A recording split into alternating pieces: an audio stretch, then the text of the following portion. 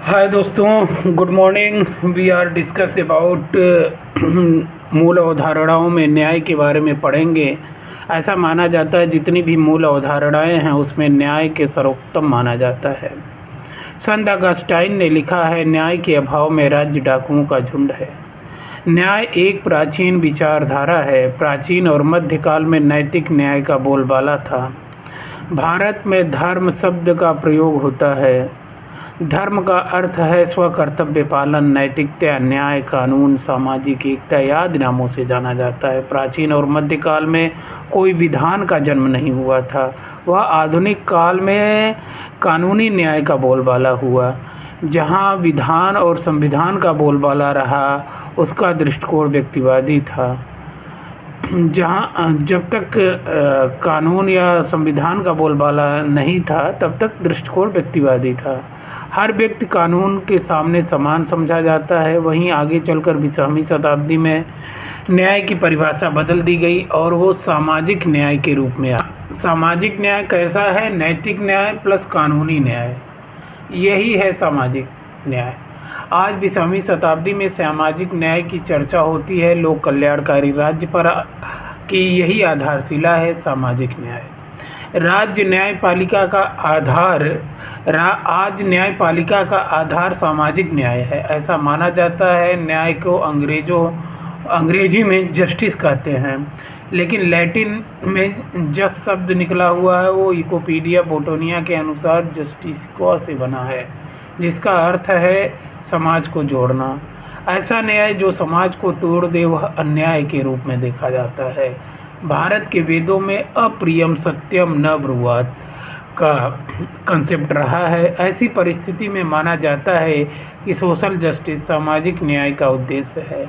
गरीब को न्याय दिलाया है। सोशल जस्टिस सामाजिक न्याय का उद्देश्य है।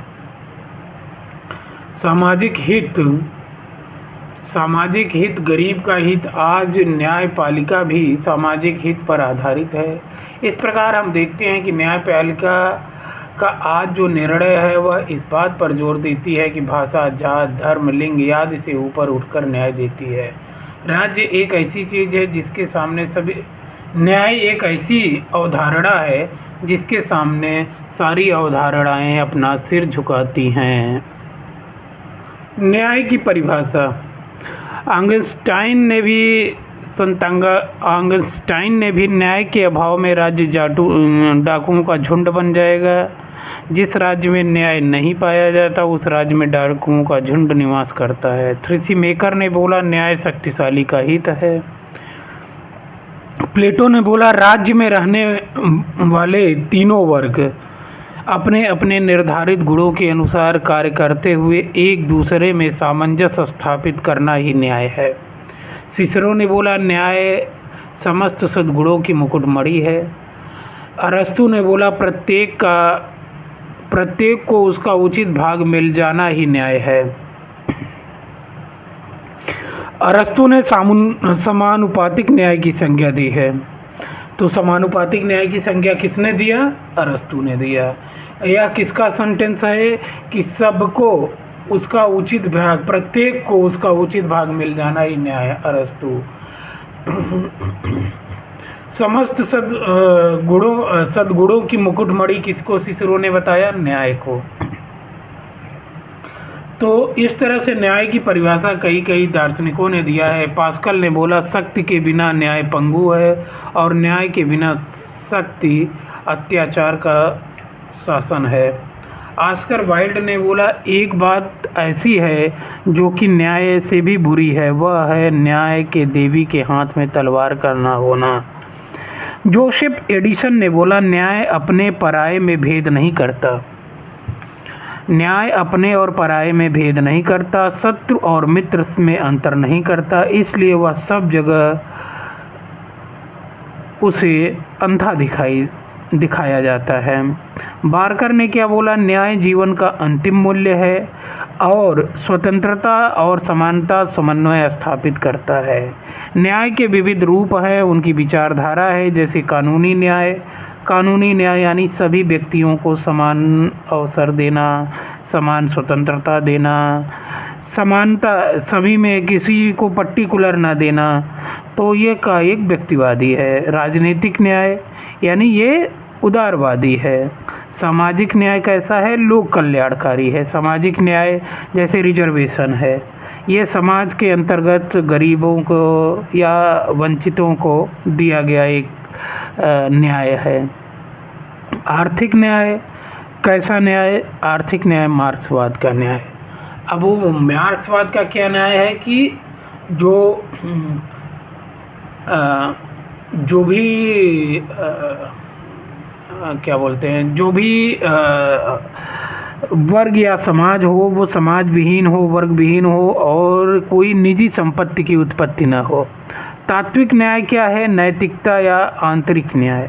प्रक्रियात्मक न्याय क्या है? बाजार की व्यवस्था। जब किसी न्याय की अभिव्यक्ति किसी कानून के माध्यम से होती है तो उसे कानूनी न्याय कहते हैं। जब विधानमंडल कानूनों का निर्माण करता है, लेकिन जो कानून बनाए गए हैं उन कानूनों को कैसे लागू किया जाता है, उसे कैसे पालन कराया जाता है, इस तरह से कानूनी न्याय भी दो प्रकार के होते हैं, प्राकृतिक कानूनी न्याय और कृत्रिम न्याय।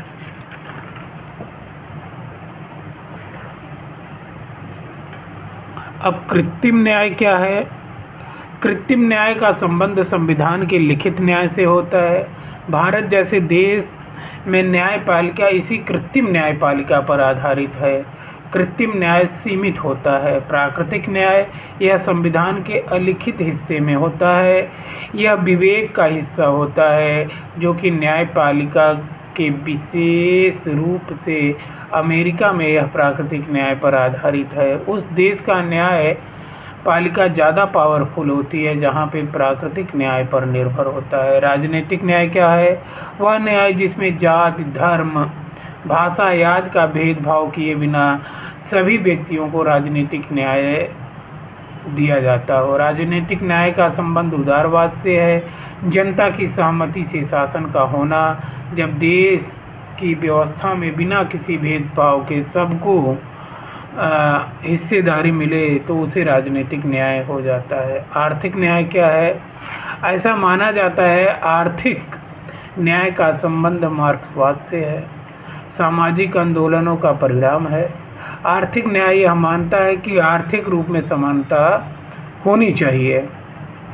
मार्क्सवाद ने तो इस बात का समर्थन किया कि जब निजी संपत्ति का पूर्ण समाज पर प्रभुत्व स्थापित नहीं हो जाता तब तक समाज में न्याय की स्थापना नहीं हो सकती। इसीलिए मार्क्सवाद के अनुसार आर्थिक न्याय का सिद्धांत में साम्यवाद में संभव है। यानी आर्थिक न्याय कहाँ पे संभव है? साम्यवाद में है। मार्क्स ने अपने संपूर्ण आर्थिक ढांचे को ही आधार बनाया था। उत्पादन का साधन जब संपूर्ण समाज का नियंत्रण होगा तो तभी व्यवस्था में परिवर्तन होगा। सामाजिक न्याय की बात करें तो सामाजिक न्याय भी 20वीं शताब्दी में आया है। सामाजिक न्याय लोक कल्याणकारी राज की विचारधारा है। लोक कल्याणकारी राज उदारवादी और समाजवादी दोनों का एक मिश्रण है। सामाजिक न्याय का शाब्दिक अर्थ होता है गरीब का हित। सामाजिक न्याय मानता है कि हम ऐसे राज्य की स्थापना करें जो जाति, धर्म, भाषा, लिंग से परे विशेषाधिकारों पर आधारित न हो, जिसमें समाज के शोषित वर्ग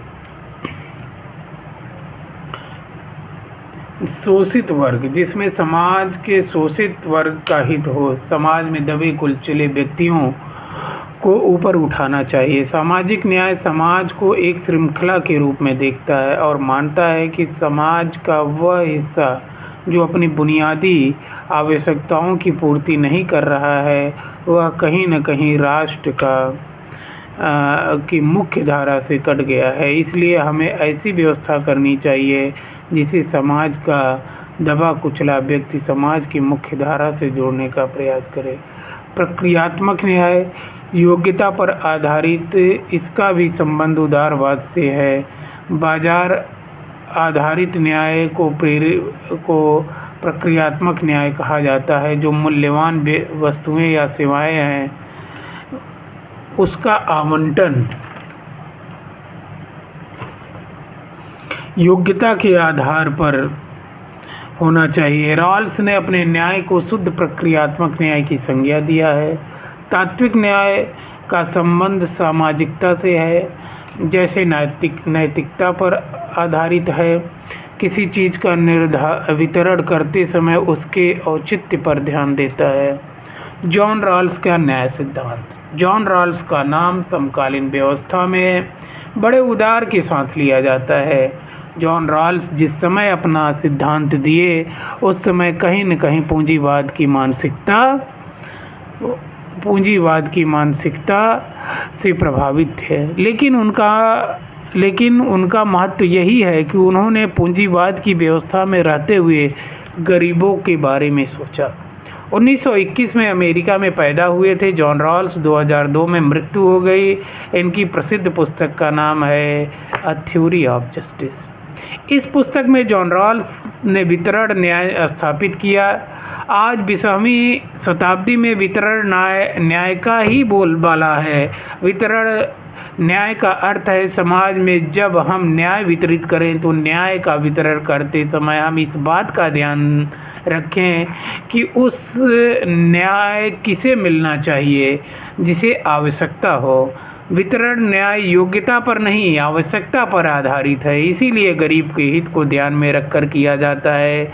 जॉन रॉल्स ने अपनी पुस्तक में हॉब्स और लॉक द्वारा प्रतिपादित सिद्धांतों को न्याय के क्षेत्र में पुनः स्थापित किया। रॉल्स कहते हैं, समाज में अनेक सद्गुण अपेक्षित हैं जिसमें न्याय का स्थान शीर्ष पर है। न्याय उत्तम समाज की शर्त है। जॉन रॉल्स ने कहा, न्याय की समस्या प्राथमिक वस्तुओं के वितरण से है। प्राथमिक वस्तु वह वस्तु होती है जो सबके लिए आवश्यक होती है, जो बिना किसी भेदभाव के सभी को मिलना चाहिए। प्राथमिक वस्तुएं अधिकार एवं स्वतंत्रताएं, शक्तियां और अवसर, न्याय और संपदा, आत्मसम्मान, इसे सभी को समान रूप से मिलना चाहिए। रॉल्स ने इसी को ध्यान में रख करके अपने सिद्धांत को शुद्ध प्रक्रियात्मक न्याय की संज्ञा दिया। आगे चलकर ये सामाजिक न्याय के साथ जोड़ा। रॉल्स एक ऐसे न्याय व्यवस्था की स्थापना करना चाहते थे जिसमें सभी को प्राथमिक वस्तुएं प्राप्त हों, लेकिन उसे गरीब के हित में नियंत्रित किया जाना चाहिए। सामाजिक न्याय ही एक प्रकार का वितरण न्याय है। रॉल्स अपनी न्याय प्रणाली का केंद्र बिंदु व्यक्ति की गरिमा को माना। रॉल्स ने अपनी न्याय प्रणाली में केंद्र बिंदु क्या है? व्यक्ति की गरिमा है। रॉल्स की उपयोगितावाद का खंडन करते हुए सुखी लोगों को सुख को कितना ही क्यों न दे दिया जाए, बढ़ा दिया जाए, उससे दुखी लोगों को क्या लाभ? क्यों? उससे दुखी लोगों का दुख तो कम होने वाला नहीं है।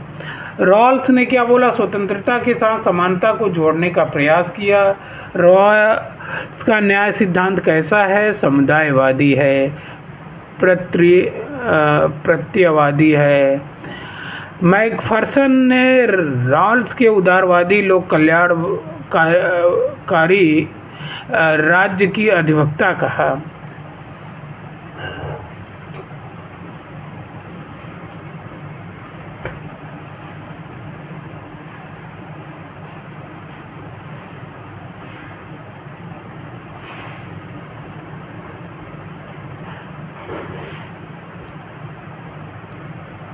विधि एवं दंड का सिद्धांत लोगों को दैनिक जीवन के लिए राज्य कानून का निर्माण करता है, यानी नागरिकों के जीवन संचालन के लिए कानून आवश्यक होता है। इसीलिए राज्य कानूनों का निर्माण करता है।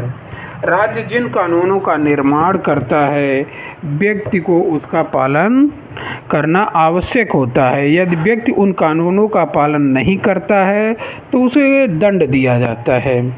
कानून की सामान्य परिभाषा राज्य द्वारा निर्मित और लागू किए जाने वाले नियमों को कानून कहते हैं।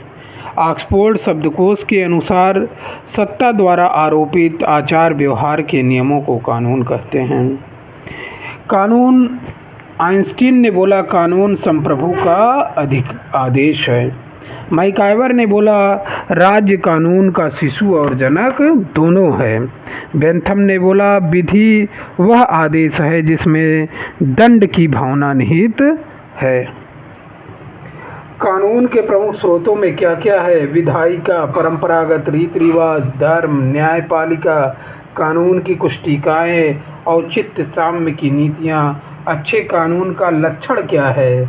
अच्छे कानून का लक्षण यही है, उसमें सरलता होनी चाहिए, स्पष्टता होनी चाहिए, स्थायित्व होना चाहिए, व्यापकता होनी चाहिए, व्यवहारिकता, निष्पक्षता, नागरिक अधिकारों की रक्षा होनी चाहिए।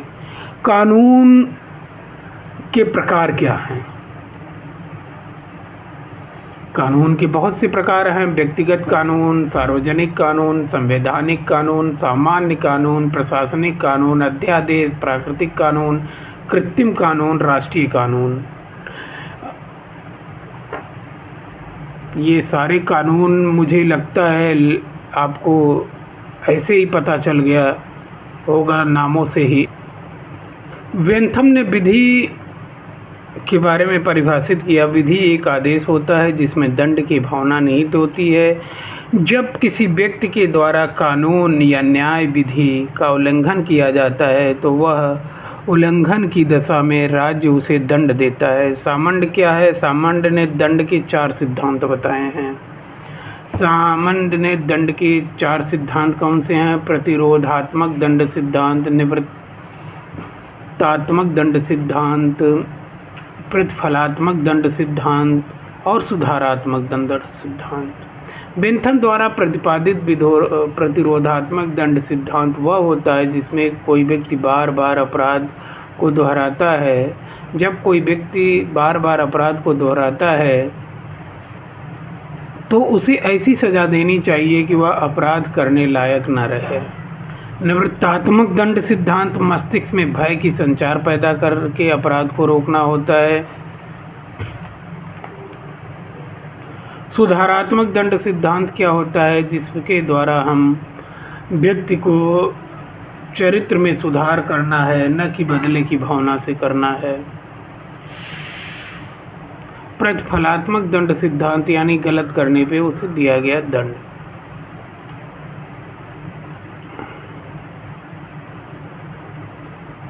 अब हम लोकतंत्र और अधिनायक तंत्र में, लोकतंत्र का विलोम अधिनायक तंत्र है। अधिनायक तंत्र को फांसीवाद, सर्वाधिकारवाद, सर्वसत्तावाद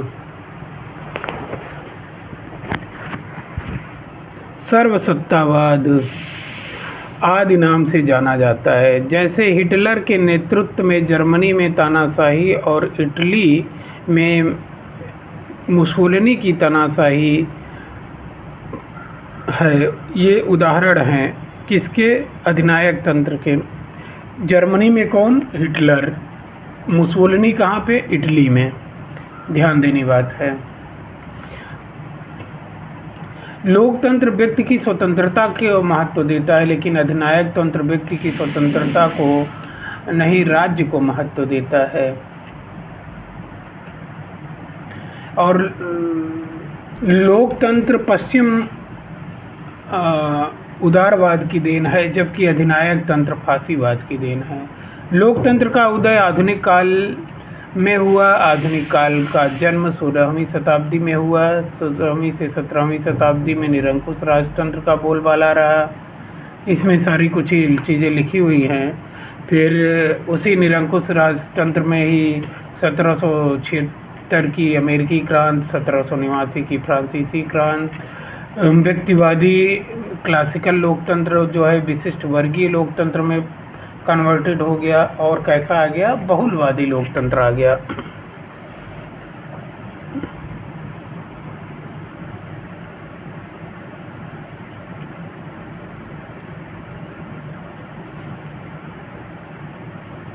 रूसो का कथन है कि मनुष्य स्वतंत्र पैदा हुआ है और सर्वत्र जंजीरों से जकड़ा हुआ है। फ्रांसीसी क्रांति का यही चीज़ फ्रांसीसी क्रांति का कारण बना। फ्रांसीसी क्रांतिकारियों ने स्वतंत्रता, समानता, बंधुता का नारा दिया।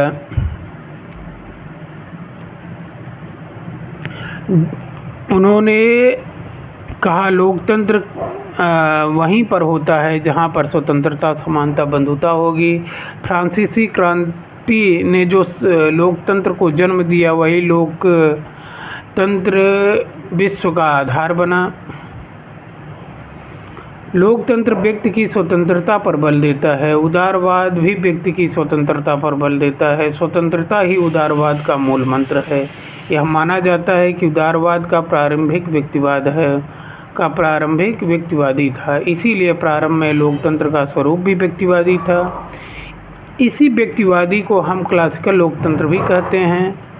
लोकतंत्र सच्चे अर्थ में शुरुआत 19वीं शताब्दी में हुई। 19वीं शताब्दी में परंपरागत व्यक्तिवादी लोकतंत्र अस्तित्व में आया और यह उदारवाद की देन है। व्यक्तिवादी लोकतंत्र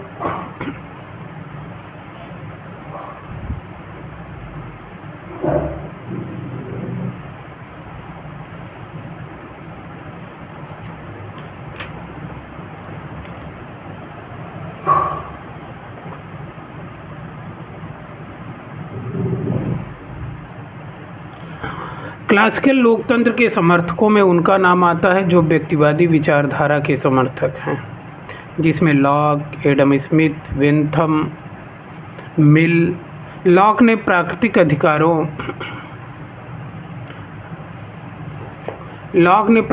अधिकारों की चर्चा किया है। लॉक ने कहा है कि जीवन, स्वतंत्रता, संपत्ति का अधिकार प्राकृतिक अधिकार हैं। इन्हीं प्राकृतिक अधिकारों की रक्षा के लिए व्यक्तियों ने राज्य को बनाया। राज्य या सरकार जब तक इन अधिकारों की रक्षा करेगी तब तक अपने पद पर रहेगी, वरना बहुमत से जनता कभी भी सरकार हटा सकती है। लॉक ने व्यक्ति की महत्ता पर बल दिया। व्यक्ति के महत्व पर बल देते हुए क्या कहा कि समुदाय एक ऐसे गृहस्वामी की बात है जो अपने पहरे के लिए पहरेदार नियुक्त करता है। जनता जाग कर देखती रहती है, पहरेदार कहीं सो तो नहीं गया। यदि पहरेदार सोता हुआ मिलता है तो पहरेदार को हटाकर नए पहरेदार की नियुक्ति कर देता है। लॉक ने भी कुछ चीज़ें बताई कि प्रतिनिधि सरकार, उत्तरदायी सरकार, सीमित सरकार, विधि का शासन, शक्तियों का विभाजन, आदि बातें बताई है। एडम स्मिथ ने क्या बोला? राज्य को आर्थिक क्षेत्र पे हस्तक्षेप की नीति अपनानी चाहिए। हस्तक्षेप की नीति, उन्होंने बोला हस्तक्षेप की नीति अपनानी चाहिए। बाजार में मुक्त प्रतियोगिता करने के लिए हर व्यक्ति को स्वतंत्र छोड़ देना चाहिए, क्योंकि वाणिज्य और स्वतंत्रता दोनों एक दूसरे के पूरक हैं। इस प्रकार ये ध्यान देने बात है कि वाणिज्य और स्वतंत्रता एक दूसरे के पूरक है। किसने कहा? एडम स्मिथ ने कहा। इस प्रकार हम कह सकते हैं एडम स्मिथ ने आर्थिक, मानव और लेसेस फेयर के सिद्धांत पे हस्तक्षेप किया। एडम स्मिथ की पुस्तक है द वेल्थ ऑफ नेशन। लोकतंत्र की दिशा में सबसे बड़ा कदम बेंथम का माना जाता है। बेंथम प्रतिनिधि लोकतंत्र के जनक हैं। एक व्यक्ति एक वोट का सिद्धांत का प्रतिपादन भी बेंथम ने किया। बेंथम ने केवल शिक्षितों को मताधिकार देने की बात कही, ऐसे शिक्षित जो पढ़ना लिखना जानते हैं। बेंथम ने महिलाओं को मताधिकार से वंचित किया। बेंथम का एक प्रसिद्ध कथन है, प्रत्येक व्यक्ति को एक गिना जाए, किसी को एक से अधिक नहीं। बेंथम ने ही गुप्त मतदान की बात कही है। ब्रिटिश सरकार के शासन का कार्यकाल 1 वर्ष का होना चाहिए। बेंथम के शिष्य जे.एस. मिल थे। 8 वर्ष की अवस्था में प्लेटो और अरस्तु का अध्ययन कर डाला, इसीलिए उनकी दृष्टिकोण परमार्थी हो गई।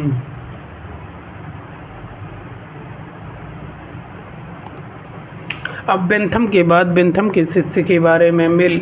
लोकतंत्र प्रत्येक देश में संभव नहीं है। लोकतंत्र वहीं पर संभव है जहां पर लोग चरित्रवान, ईमानदार, कर्तव्यपरायण हो।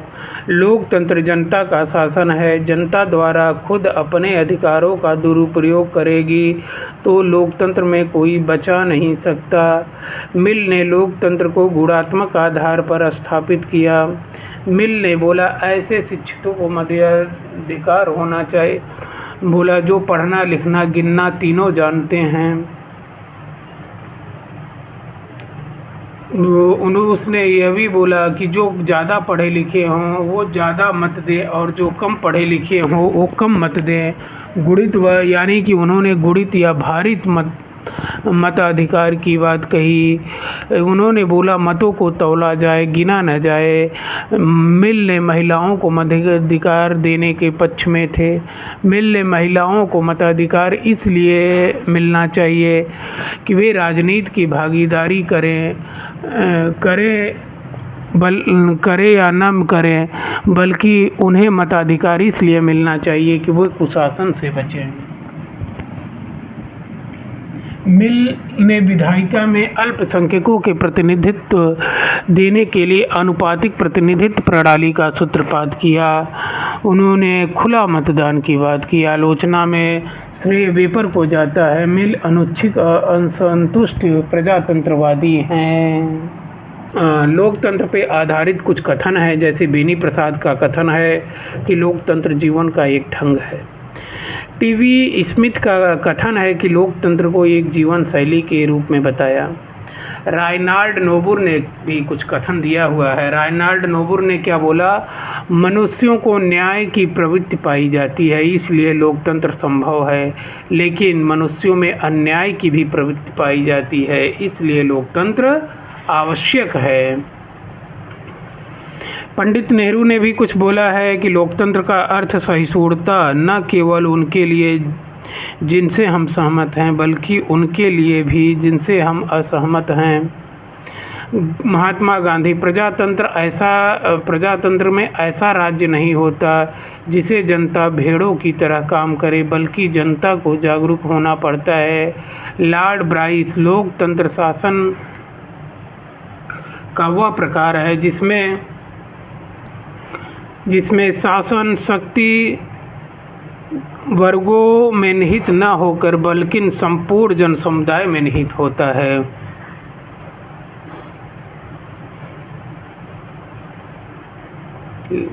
लॉर्ड ब्राइस ने यह भी बोला, प्रजातंत्र का सर्वश्रेष्ठ शिक्षालय और प्रजातंत्र की सफलता की सबसे बड़ी गारंटी स्थानीय स्वशासन का चलन है। इसीलिए लोकतंत्र शासन वह प्रकार है जिसमें शासक समुदाय अपेक्षाकृत राष्ट्र का एक बड़ा भाग होता है।